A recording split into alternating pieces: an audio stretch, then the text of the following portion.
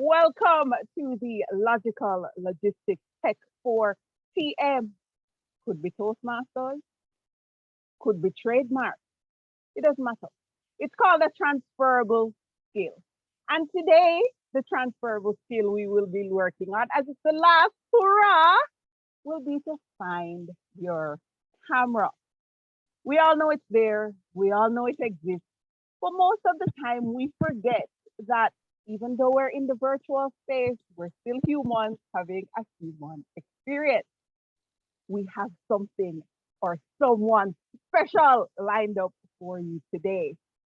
The winner of the video competition for 2022 Toastmasters International. Now I have to emphasize video contest. You see, video technology. Get it? There are two of them in case you didn't know, because the second place winner actually did it virtually. But she won the video submission, and Toastmaster Angela Heath is here to share her tips with us about connecting in this space.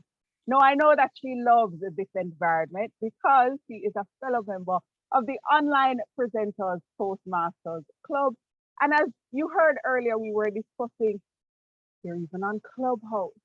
Clubhouse, by the way, for those of you who don't know that project, there's one about a blog. That is also a possible option for you to utilize because you can create a following there. Or does that fall under social media? I will have her answer those questions if you have them, as well as all of your connectivity as it relates to this space. So I'm going to ask everybody to give a rousing woohoo, because it's the last hurrah. We have to keep the vibes going. We've made it this far. Come on, we need a woohoo! Woohoo! Not only for winning the competition, but for being willing to share this valuable information with us. Angela, take it away. Hello, everybody. First, I'm shocked, Toastmasters. All of your videos are off. I'm shocked. Thank you. At least for a minute.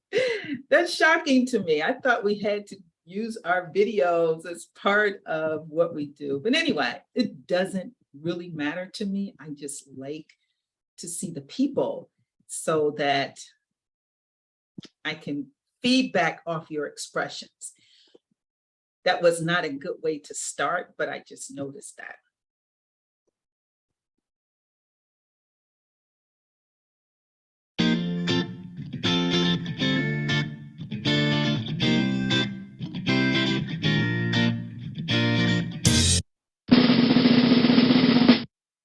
Ladies and gentlemen, my name is Angela Heath. I am with the Virtual Speakers Academy. I am also owner of TKC Incorporated and a member of the Online Presenters Club. I am providing you with my contact information from here in the good old USA in case you want to contact me. The way we're going to do this today, it is going to be interactive. So I would really love if you could turn on your video. That would be helpful. I'm going to ask you to participate because that's the way we learn better once we participate. One of the things I believe in strongly is exciting and delighting your audience. And so the way I began this with that particular PowerPoint, I wouldn't use it everywhere. But there are some places where I would use it.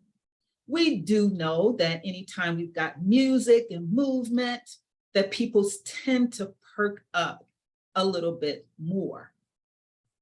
So please, I'm going to have you put things in chat.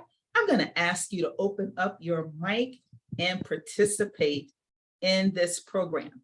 Now, one of the things that I did from the very beginning, I did one thing I call Excite and Delight, starting off a little bit differently than probably most presentations. But you may already know this, but I want to show you this just in case some of you missed some of the earlier presentations. So you're looking at my screen. When you get ready to share, you will notice Here is the PowerPoint slide. Here is the actual PowerPoint. You want to have your PowerPoint open so when you share, there's no delay like, oh, let me start the PowerPoint. That's a tip that we want to be aware of. Now, on the agenda for today, we've got 3 areas. We're going to talk about what do you do before you speak, what do you do while you are speaking, and then, of course, what do you do after you speak?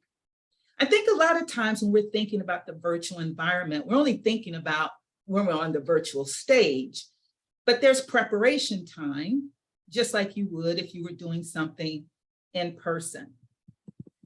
So when we talk about being prepared, what do you do before you speak? There are 3 areas we want to cover. One is the context of the meeting.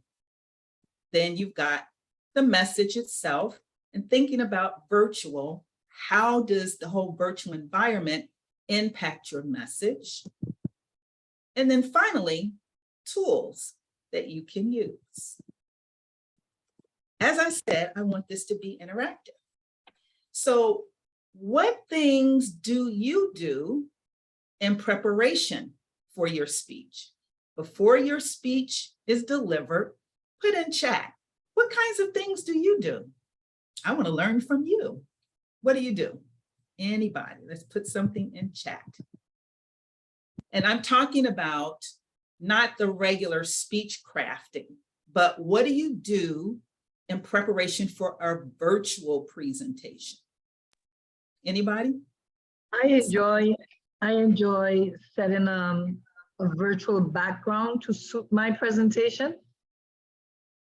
Excellent. Virtual background. What else do we do?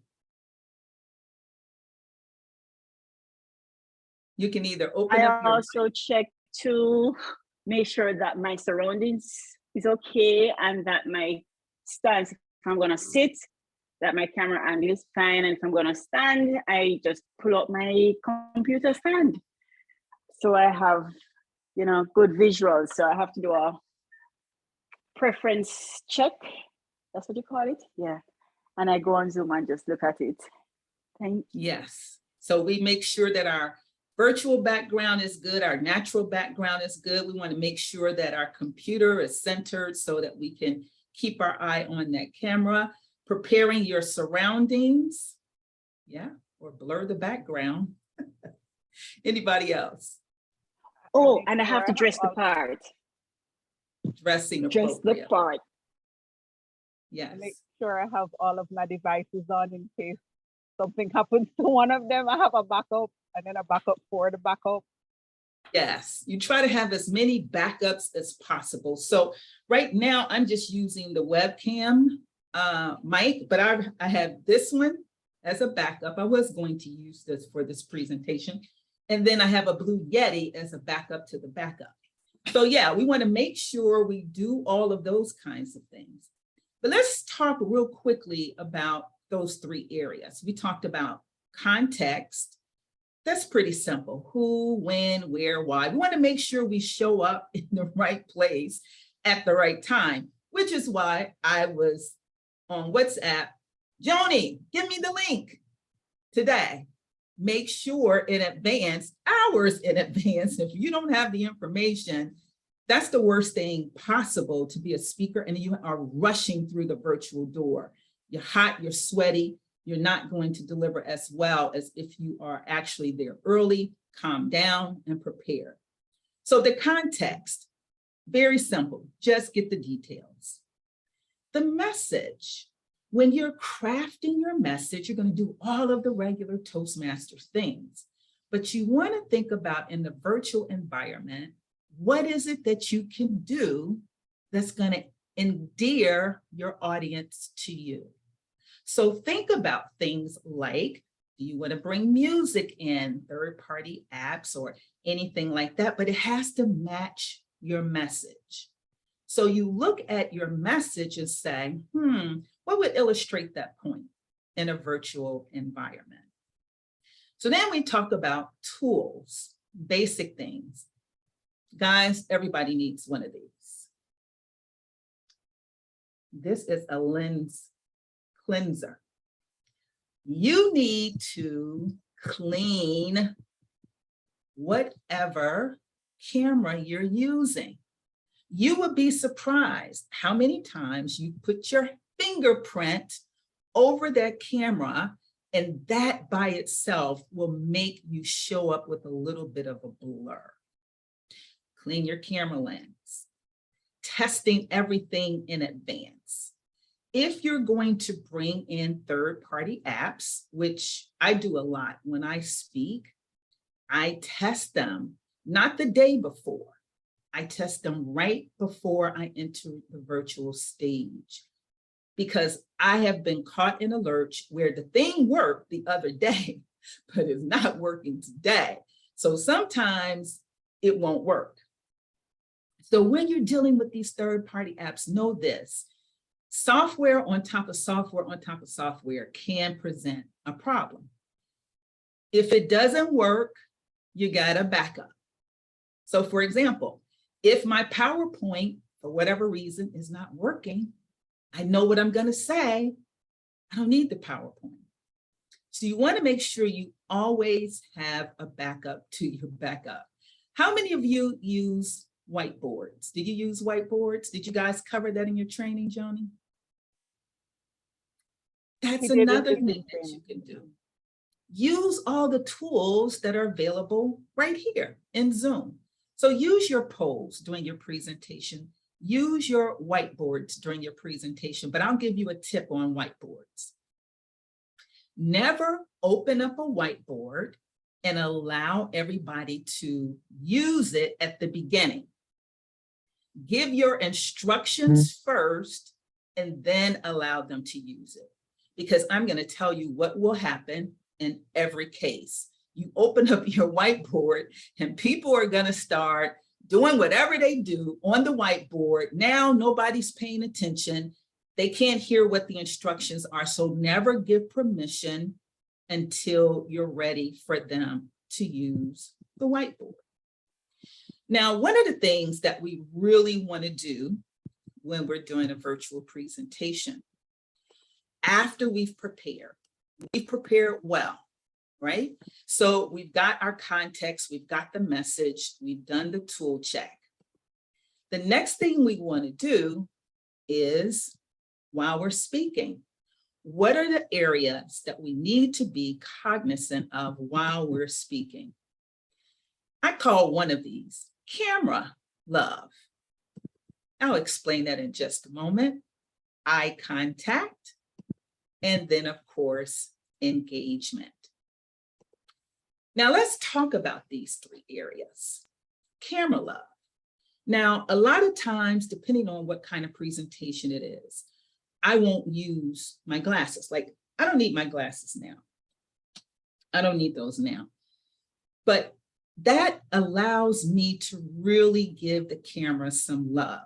Can't you see my eyes better now that I don't have my glasses on? So if you wear glasses, but you don't need them for a particular presentation, I recommend not using them. I don't care. It is really, really hard to have your glasses on, not have glare. I mean, there's a few tricks that we can do. You can push up on the back of your glasses where they're a little bit further on your face. You won't have as much glare. Most of the time, if you don't look up like this, you won't have as much glare. But who remembers to talk like this or with their head slanted down a little bit? That takes a lot of practice. If you put your light a little bit above, that'll help too. But you got to have like anti-glare glasses. My anti-glares are coming. Actually, they're already at the optometrist today. So I'll have those. That'll help a lot. But, you know, you need to make sure, because if you're talking the whole time like this, you know what people are going to be paying attention to? The glare on your glasses. So if you don't need them, you don't have to wear them. Give the camera some love. Now, one way to do that, of course, is eye contact. So it doesn't matter how you're positioned, whether you want to be close up on the camera like this, your eyes need to stay on that little dot. here's a little silly trick that I use, and a lot of people actually use a similar little silly trick. So this is what I have by my camera. You see I've got the arrow right here, and I got the little smiley face, and I just put it by my camera lens to remind me at all times, look over there and smile, because you want to have some camera love. Now, as much as possible during your entire presentation, you want to keep your eyes on that dot. Now, there are times when you can't. For example, I'm using PowerPoint. So I could have used a clicker to advance my PowerPoint. If I would have brought in a third-party app, then I wouldn't have to be bothered with that. I could just click. But I don't think most people use clickers in the Toastmaster environment, so I didn't want to use one either.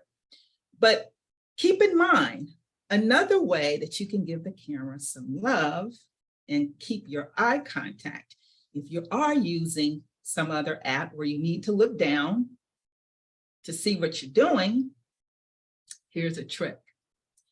Either offer people the opportunity to put something in chat or ask someone a question while they're putting things in chat. While someone is speaking, they won't even notice that you're looking down. Let's try it. So, how many of you have really enjoyed this virtual environment? Let's see a raise of hands. You raise your virtual hand. Those of you who have your video off, you've got to raise your hand. You guys know how to raise your hand? Go over to reactions and raise your hand.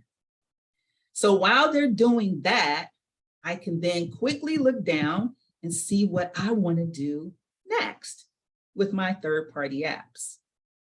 Or even better still, I would say, and now I need my glasses. I would say, Yashid, am I pronouncing your name correct? That is correct. Okay, tell us about like your best presentation in the virtual environment. And by the way, I am loving that background.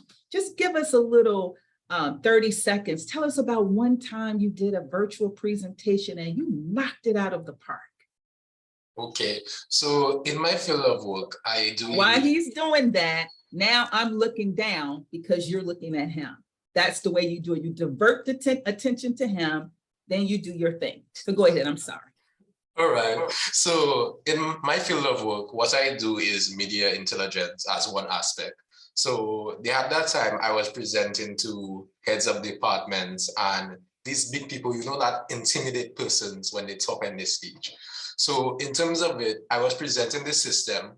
So I was showing him how this system can help him in terms of any media release that his company produces. You could get the analytics, you could see the value of it, who's writing the most on these different topics, who you should target, and all these journalists that you could actually target for your speech or anything that you are looking for. And you know, in this type of world, journalists are very busy. Mm-hmm. So it's like when you send them an article, you will be like, okay, you think they'll publish it, but they don't. So you want to actually make sure you tailor that article for that specific journalist. You don't want to send them bits they are not interested. Imagine, let's take, for example, Angela. Your last name is Heath, so I'm going to say you're writing about health. And then I'm sending you an article about the government, and then you only want health. You wouldn't read it. You just put me as spam and you would say, this person is a waste of my time. So is that this? Great example, great example. I'm showing you another technique so that you can love the audience. If they're going over the time that you allotted for them to present, thank you so much. That was excellent. Thank you so much. Now, do you feel insulted? I did cut you off, but do you feel insulted? No. It was gracefully done. I tried to do it sweet. Thank you so much. That's a great point. But you're trying to stay on target and you're trying to stay where you need it. I used that example to divert your attention. It was good information. It was perfect for this particular presentation. but you have to stay in control of your meeting because I have a time limit. Okay, now, so the eye contact, something that you probably have noticed when people are giving the speeches, like these virtual speeches they did last year, and people really played around with eye contact. They were looking over to the side as they were saying, oh, mom said this, oh, dad said that. Their eyes were still here. Now I'm going to show you two scenarios and you tell me which one is the most effective. What if I'm telling you that I'm pulling a donkey by its ears and I'm doing it like this? I pull the donkey close. That's A. Or I pull the donkey close. Which one was more effective for you, A or B? A. You said A, Paula? Yes, A. Anybody else? You can put it in I chat. felt Which one was A. The A2, A. Why? you were looking at me. I was still talking to This was you. me. I'm loving the camera. I'm keeping my eye contact. So you see when people actually are showing like this side and that side, you still keep your eyes on the camera. Now, the third thing under when you're presenting, go off PowerPoint.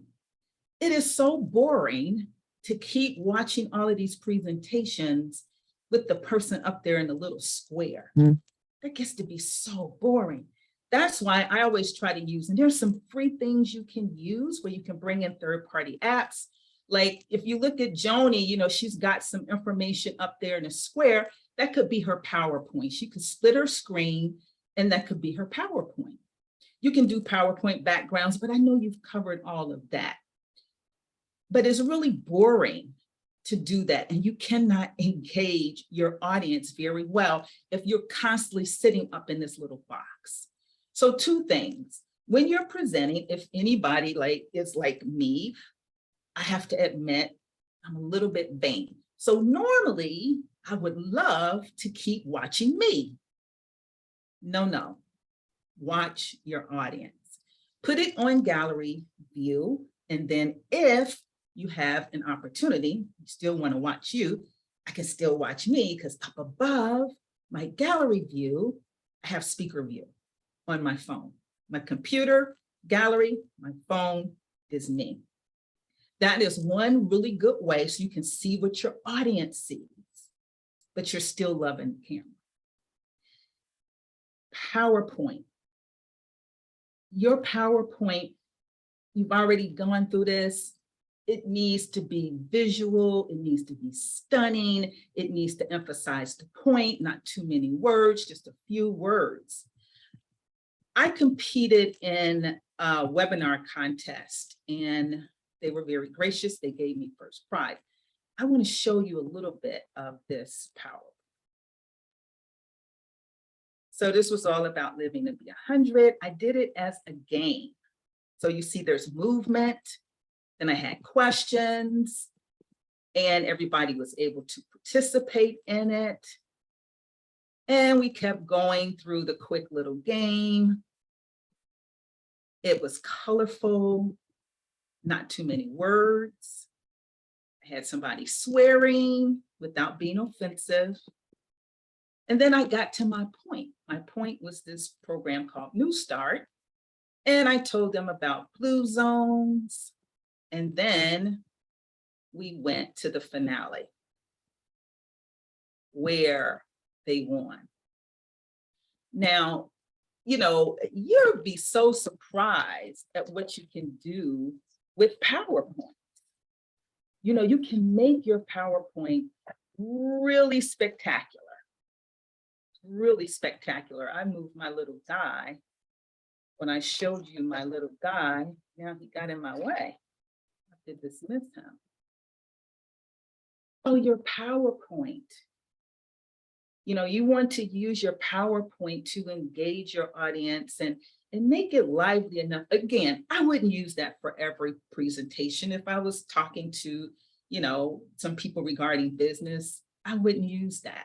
But there's a place for all different kinds of PowerPoints. So those are some of the things you can do while you are with your audience. Now, at the end, after you've already presented, here are 3 things you can think about. What are you going to leave behind? Smile. Everybody's personality is not a smiley one. Mine happens to be so. And then inviting follow-up. So let's talk about that. So whatever you're leaving behind, you want to do it twice. So if I'm saying, come over to our Toastmaster Club, just go to our website. It's wp.toastmost.org. That's wp.toastmost.org. You want to repeat it twice so that people have an opportunity to write it down. Whatever else you're leaving behind, if you're going to leave behind a giveaway or something like that, do not give it to them at the beginning, because they're going to open it up. They're going to be reading it during your presentation and nobody's going to pay attention to you. So your leave behinds are at the end. Also, when you're finishing up your speech, you want to smile all the way through to the end. You don't want to smile and then they said thank you, and you're like this, or they catch you in between half smiling, because you may still be on stage. Always assume your camera is hot. Always assume that. You've seen this on TV when the people, the reporters or whatever, they're saying something crazy because they thought the camera wasn't hot. Always assume your camera is hot. If you need to do something crazy, turn your camera off. And finally, always invite people to follow up. Even in the Toastmasters environment, you want to do that. So the way I do it, and you can do it however you want to, but I'll show you in just a moment. So in summary, before you speak, while you speak, after you speak, there are things you can do in the virtual environment so that you can really engage your audience. Look as close into their eyes as you possibly can, so that your message is driven home and they feel like you're talking. And that's how you leave something behind. Now with that, I'll take questions.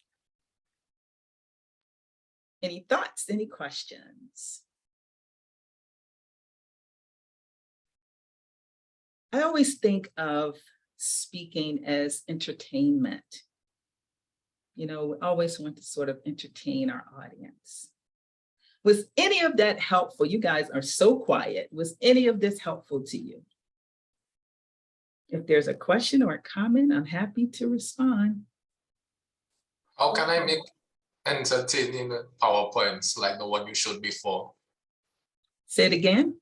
How can I make entertaining PowerPoints like the one you showed before? I have a PowerPoint person on my team. I don't do it myself, so I can't help you on that one.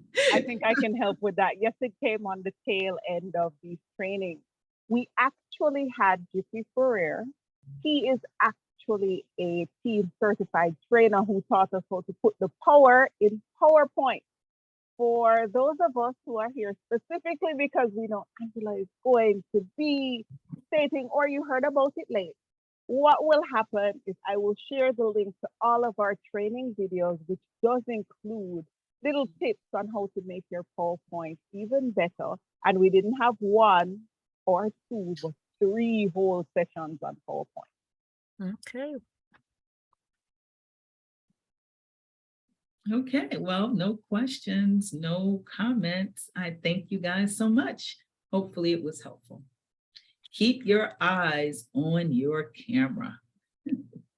I think it was very helpful and it explained so intricately the entire situation. I know that most of the time I usually say, I'm not asking a question because I'm confused, but no, in this case, it was so clear, so easy to understand, and so practical, which is the whole point. And all your points were extremely logical, which is always important and why we're like, we get it.